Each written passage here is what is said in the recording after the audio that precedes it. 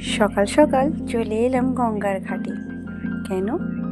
আজ আমাদের এইখানে শ্রীরামপুর যাত্রায় শীতলা অষ্টমী। শীতলা অষ্টমীতে মায়ের স্থানে জল দেবো বলে নিতে এলাম এখানে আমি গঙ্গা জল, আর সাথে গঙ্গা স্নান করে নিয়ে যাব গঙ্গা জল আর পুজো দেবো। আজ আমি আপনাদের রান্নার ভিডিওর সাথে সাথে আমি আমাদের এখানকার শীতলা অষ্টমী একটা কতটা জাগ্রত মা, আর তার সাথে কত সবাই পুজো দিতে আসে সেই ভিডিওটাও দেখাবো, আর সাথে সাথে আপনাদের মেলাটাও দেখাবো। তো চলুন মন্দিরের দিকে পুজো দিতে যাই। পুজো দিতে গিয়ে আপনারা দেখতেই পাচ্ছেন রাস্তাতে কত লোকেরা গঙ্গা থেকে নিয়ে মায়ের স্থানে ডন্ডি দিচ্ছে। আমাদের মা সবার মনস্কামনা পূরণ করে, আর যাদের পূরণ হয় তারা মায়ের কাছে ডন্ডি দিয়ে মায়ের স্থানে যান। আমি আপনাদের কাছে এই ভিডিওটা একাদশীর দিন আপলোড করছি। একটু ভিডিওটা আপলোড করতে আমার দেরি হয়েছে, কেন আমাদের এখানে 5 দিন মায়ের এখানে পুজো হয় আর মেলা হয়, ওই ব্যস্ততার কারণে আমি ভিডিওটা দিনের দিন দিতে পারিনি। আমি এবার পুজো কিনে চলুন মায়ের স্থানে পুজো দিয়ে দিই। পুজোর স্থানে পুজো দিতে গেলে টপ করে কেউ সহজে মায়ের কাছে যেতে পারেন না। দেখতে পাচ্ছেন কত লম্বা লাইন।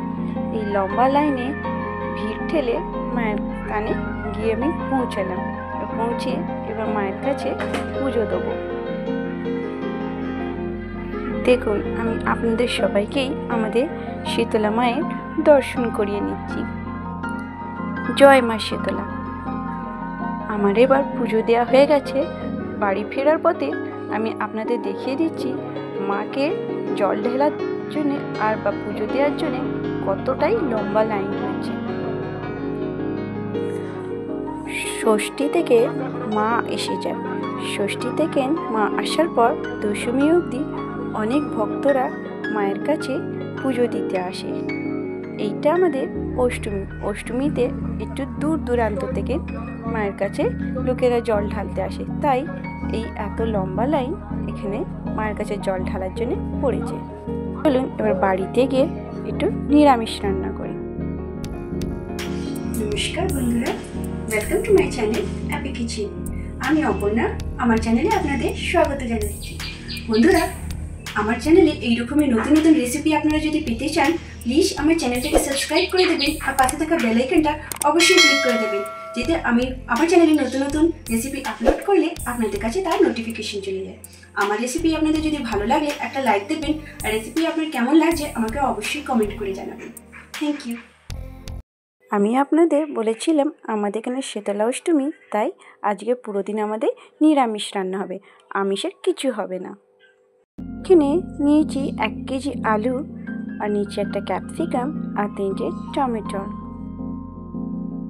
আর নিচে এখানে কাজু আর 4 মগজ। এই সব দিয়ে আমি আজ আলুর দম বানাবো। চলুন এবার আমি আলুগুলোকে প্রথমে ছাড়িয়ে নিই। আমাদের এইখানে মা আসার পর পেঁয়াজ রসুন তো খাওয়া হয় না, কিন্তু অষ্টমীর দিন বাকি ভাত আর আমিষের কিছুই রান্না করা হয় না। আজকের দিন শুধু লুচি আর আলুর দম হবে। জন্য আমি এখানে আলুগুলো কেটে নিয়েছি আর ক্যাপসিকামগুলোকেও কেটে নিয়েছি। গ্যাসের ফ্লেমটা অন করে দিলাম। অন করে কড়ার মধ্যে আমি সর্ষের তেল দিয়ে দিলাম, আর তেলের মধ্যে এবার সব আলুগুলোকে ভেজে নেব। আলুগুলো একটু ভাজা হয়ে যাওয়ার পর উপর থেকে একটু লবণ দিয়ে দেবো, আর দিয়ে দেবো একটু হলুদ।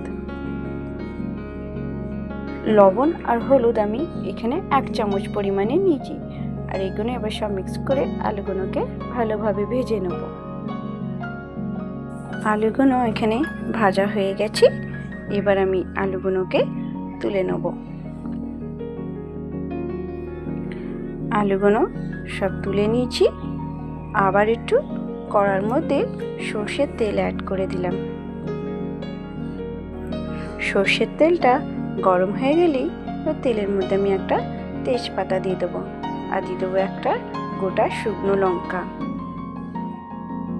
দিয়ে দিলাম 4টে লবঙ্গ, একটু দারচিনি আর দিয়ে দেবো এখানে আমি 2টো এলাচ, আর দিয়ে দিলাম 4টে গোলমরিচ আর 1 চামচ জিরে। এবার এইগুলো সব তেলের মধ্যে হয়ে গেছে। এবার আমি এখানে অ্যাড করে দিচ্ছি একটু আদা পেস্ট। আদাটাকে একটু তেলের মধ্যে ভেজে নেব, যাতে আদার মধ্যে থেকে কাঁচা গন্ধটা চলে যাক। আদাটা ভাজা হয়ে গেছে। এবার আমি এখানে টমেটোর পিউরিটা অ্যাড করে দেবো। আমি টমেটোগুলোকে মিক্সার গ্রাইন্ডারে একটু পিউরি করে নিয়েছিলাম।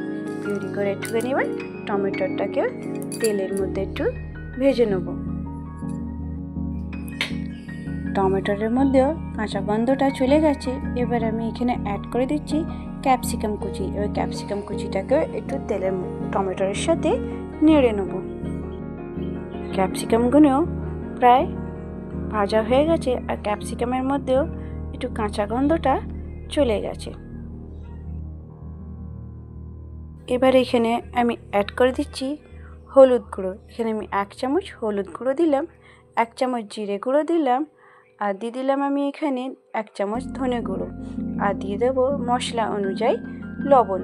এবার এইগুলো সব দিয়ে একটু মশলাটাকে কষে নেব। মশলাটা কষা হয়ে গেছে। এবার আমি এখানে একটা বড় সাইজের কাঁচা লঙ্কা নিয়েছি, আর কাঁচা লঙ্কাটা মাঝখান থেকে চিড়ে নিয়েছি। ঝালের পরিমাণটা আপনারা আপনাদের অনুযায়ী কম বেশি করতে পারেন।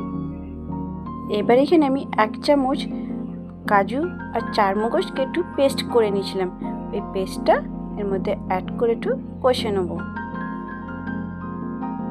এবার এখানে অ্যাড করে দিচ্ছি ভেজে রাখা আলুগুলোকে। এবার আলুগুলো মশলার মধ্যে দিয়ে কিছুক্ষণ আলুগুলোকে মশলার সাথে কষে নেব। এবার এখানে আমি আঙুলের সাহায্যে আপনাদের দেখে দিচ্ছি 1 চিমটে হিং দিয়ে দিলাম। এবার হিংটা দিয়েও এবার আলুটাকে কষবো। কিছুক্ষণ কষে নেওয়ার পর এখানে একটু দিয়ে দিলাম 1/2 চামচ কাশ্মীরি লাল লঙ্কা। কাশ্মীরি লাল লঙ্কাটাকেও ভালোভাবে এখানে মিক্স করে দিলাম। এবার আলুগুলো কষা হয়ে গেছে। এখানে অ্যাড করে দিচ্ছি আমি গরম জল। গরম জলটা দিলে মশলার ব্যালেন্সটা বেশ ভালো থাকে।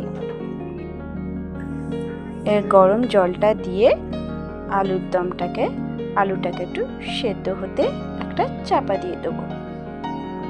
এখন পর চাপাটা খুলে দেখতেই পাওয়া যাচ্ছে আলুর দমটা ভালোভাবে ফুটে গেছে, আর আলুগুলো প্রায় সেদ্ধ হয়ে গেছে। এবার আমি এখানে বাকি কাজু আর চারমগজের পেস্টটা যে ছিল ওইটা পুরো অ্যাড করে দেবো। আর চারমগজ আর কাজুর পেস্টটা দিয়ে একটু ভালোভাবে মিক্স করে নেব। মিক্স করে আর 1 মিনিট ফুটিয়ে নেব।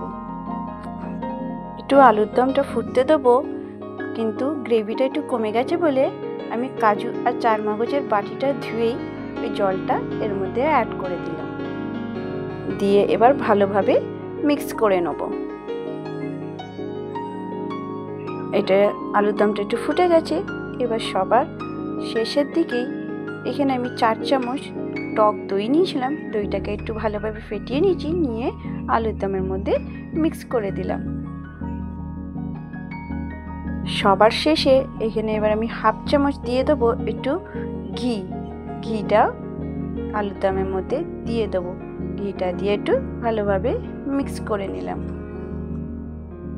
এরপর এখানে অ্যাড করে দিচ্ছি 1/2 চামচ গরম মশলা। আর গরম মশলাটাও আলুর দমে দিয়ে দিলাম। গরম মশলা দিয়ে কিছুক্ষণ ফুটিয়ে নিয়ে এবার সবার শেষে অ্যাড করে দেবো এখানে আমি ধনেপাতা কুচি। এখানে আমি গ্যাসের ফ্লেমটাকে অফ করে দিয়েছিলাম। এবার ধনেপাতা কুচি দিয়ে একটু আলুর দমটাকে সাজিয়ে নিলাম। এবার কিছুক্ষণ এইভাবে চাপা দিয়ে রাখবো। এবার চলুন লুচি তৈরি করি। এখানে আমি ময়দা নিয়েছি। ময়দার মধ্যে দই দিলাম, আর দইয়ের সাথে অ্যাড করে দিলাম একটু রিফাইন তেল, আর দিয়ে দিলাম লবণ। এবার এই সব দিয়ে ভালোভাবে মিক্স করে ময়দাটাকে মেখে নেব। ময়দাটাকে ভালোভাবে মেখে নিলাম। মাখা হয়ে গেছে। চলুন এবার ময়দা লেচি করে নিই। লেচি করে এবার লুচি বেলে নিই। এখানে লুচিও বেলা হয়ে গেছে, এবার লুচিগুলোকে ভেজে নিলাম। এখানে আমার সব লুচিগুলো প্রায় ভাজা হয়ে গেছে। এবার চলুন সবাইকে খেতে দিয়ে দিই। এবার খেয়ে দিয়ে চলুন এবার আপনাদের মেলা ঘোরাতে নিয়ে যাই। প্রথমে আমি আপনাদের সকাল আর মায়ের স্থানে পুজো দেখালাম। এবার মায়ের স্থানে সন্ধ্যের সময়টা আপনাদের দেখাচ্ছি। দেখতেই পাচ্ছেন মায়ের মুখটা সন্ধ্যেবেলা কি সুন্দর লাগছে। আপনাদের দেখিয়ে দিচ্ছি সন্ধ্যেবেলাও কত কত ভক্তরা মায়ের দর্শন করতে এসেছে, আর মাকে এখনও সব লোকেরা পুজো দিচ্ছে। জয় মা শীতলা। আপনারা ভালোভাবেই মায়ের শীতলার দর্শন করে নিন। আর আপনাদের একটু মেলা ঘুরিয়ে দিই। কি সুন্দর দেখতে পাচ্ছেন নাগরদোল্লা, মিকি মাউসে বাচ্চারা কেমন খেলা করছে, আর আমার ছেলে দেখতেই পাচ্ছে কতটাই আনন্দ করছে মিকি মাউসে উঠে। আমার ছেলে প্রতিদিন মেলাতে একবার মিকি মাউস চাপছে, একবার জাম্পিং চাপছে, আর একবার অ্যারোপ্লেন চাপছে। মেলা মানেই বাচ্চাদের সব থেকে বেশি আনন্দের জিনিস। মেলা মানেই কত কিছু খেলা কেনা। মেলাতে শুধু দোলনা বা খেলাই আসে না, আমাদের ঘরের নিত্য প্রয়োজনীয় জিনিসও পাওয়া যায়, আর সাজগোজের জিনিসও এই মেলার মধ্যে পাওয়া যায়। চলুন আপনাদের কিছু দোকানও ঘুরিয়ে নিই। আমিও মেলা থেকে কিছু কিনে নিলাম। দেখি কি কেনা যায়। একটু কিছু জিনিস পছন্দ এলেই আমরা কিনে নেব। দেখুন এখানে মেয়েদেরও কত সাজের জিনিসও এসেছে, মাত্র 30 টাকা দামে। আপনাদের এখানে চলুন একটু ফুচকাও খাইয়ে নিই। আমাদের এখানে ফুচকা পুরো নিরামিষই হয়। এখানে আমাদের শীতলা পুজোর মহা অষ্টমী শেষ হলো, আর আমার ব্লগটাও এখানে শেষ হলো।